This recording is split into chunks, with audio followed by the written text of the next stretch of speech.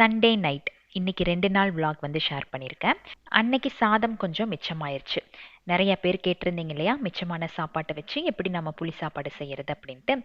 சாப்பாட்டில் நல்லா கெட்டியாக புளியை கரைச்சி அதில் சேர்த்துக்கோங்க. அது கூடயே மஞ்சத்தூள், உப்பு நல்லா மிக்ஸ் பண்ணி ஃப்ரிட்ஜில் வச்சிங்க அப்படின்னா அடுத்த நாள் செய்யும்போது உதிரி உதிரியாக வரும். அப்படி இல்லைன்னா வெளியே கூட வச்சுக்கலாம்.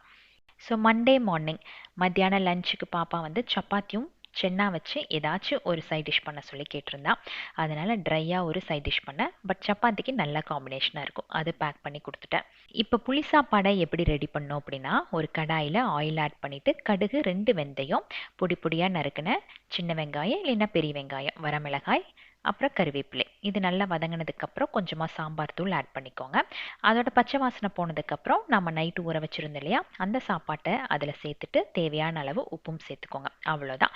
செஞ்சு சாப்பிட்டு பாருங்கள், அமிர்தமாட்டு இருக்கும். நெக்ஸ்ட் டைம் சாப்பாட்டை நம்ம வேஸ்ட்டே பண்ண மாட்டோம்.